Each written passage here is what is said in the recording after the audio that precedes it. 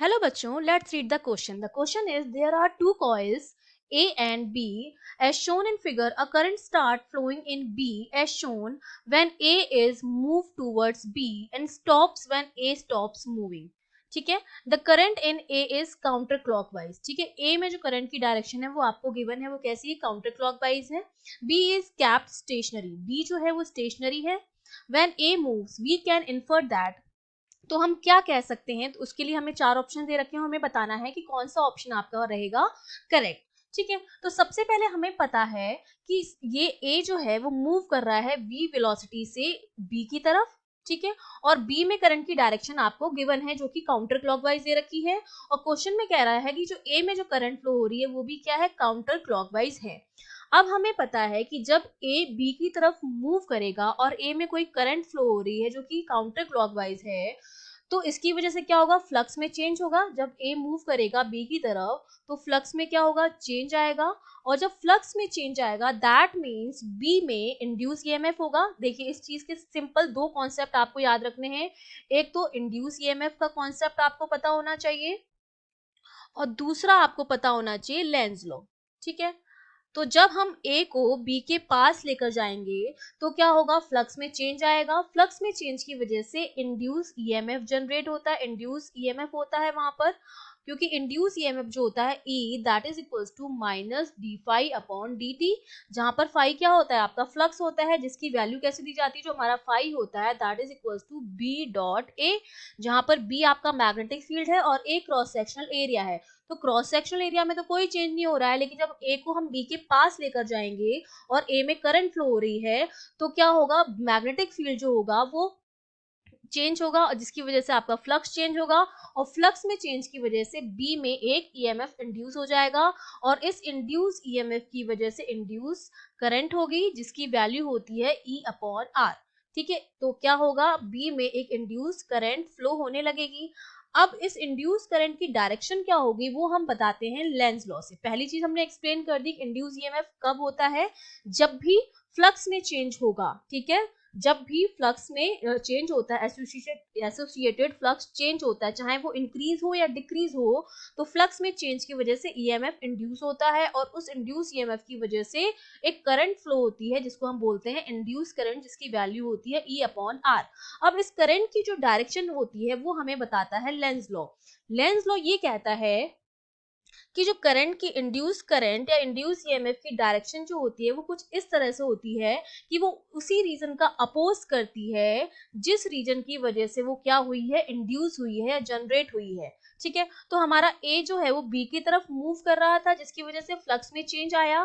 तो अब जो इसमें इंड्यूस करंट होगी, बी में इंड्यूस करंट जो होगी वो उस रीजन का क्या करेगी, अपोज करेगी. तो इसका मतलब जो बी में जो करंट होगी वो कौन से डायरेक्शन में होगी, वो भी काउंटर क्लॉकवाइज डायरेक्शन में होगी. इसका मतलब ए में जो करंट फ्लो हो रही है वो क्या होगी, काउंटर क्लॉकवाइज डायरेक्शन में होगी. ठीक है. जो कि हमको लेंज लॉ से पता चला है कि जो करंट की जो डायरेक्शन होती है इंड्यूस करंट की, वो उस रीजन का अपोज करती है जिस रीजन की वजह से वो इंड्यूस हुई है. बेसिकली वो उस मोशन का अपोज करती है. ए जो है वो बी के पास में आ रहा है तो वो चाहती है कि ए जो है वो बी के पास में ना आए, क्योंकि इंड्यूस फ्लक्स में चेंज इसी रीजन से आ रहा है क्योंकि ए मूव कर रहा है बी की तरफ.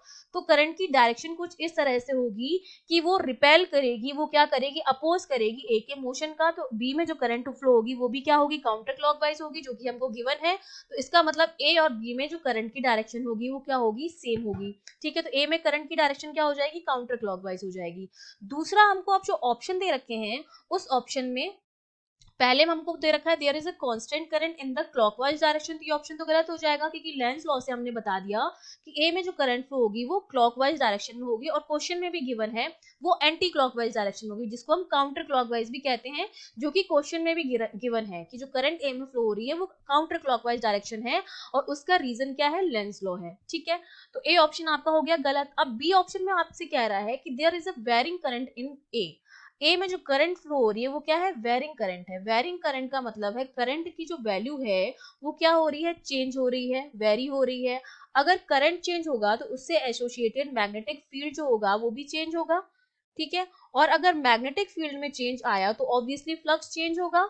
क्योंकि फ्लक्स हमारा क्या होता है, बी डॉट ए होता है। अगर ए कांस्टेंट भी है, क्रॉस सेक्शनल एरिया चेंज नहीं भी हो रहा है, लेकिन अगर बी चेंज हो रहा है तो हमारा फ्लक्स चेंज होगा, और फ्लक्स में चेंज की वजह से क्या होगा, ईएमएफ होगा, और ईएमएफ की वजह से क्या होगा, इंड्यूस करंट होगी।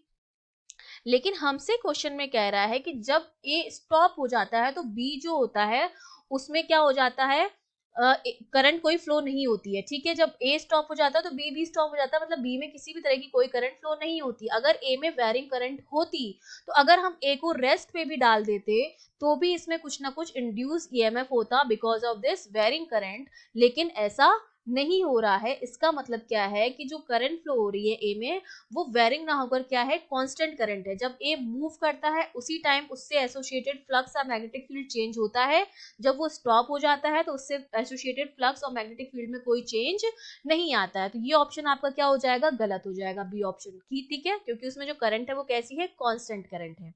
सी ऑप्शन में बोला जा रहा है there is no current in A, कि ए में कोई करंट ही फ्लो नहीं हो रही। अगर कोई करंट फ्लो नहीं होती ए में तो किसी भी तरह का कोई मैग्नेटिक फील्ड उससे एसोसिएट नहीं होता, और जब हम ए को मूव कराते हैं तो फ्लक्स में किसी तरह का कोई चेंज नहीं आता। तो सी ऑप्शन आपका क्या हो गया, रॉन्ग हो गया।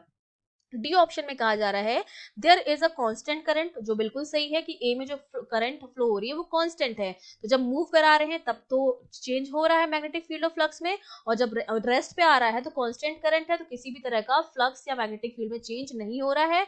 तो बी में जो करंट होती है वो भी क्या हो जाती है, स्टॉप हो जाती है। तो कांस्टेंट करंट है, बिल्कुल सही है। और करंट की जो डायरेक्शन है वो क्या है, काउंटर क्लॉकवाइज है, जिसको हमने लेंज लॉ से बता दिया है, और क्वेश्चन में भी दे रखा है आपको। इसका मतलब जो डी ऑप्शन है आपका वो क्या हो जाएगा, एकदम करेक्ट हो जाएगा। Okay, I hope you understood well, all the best.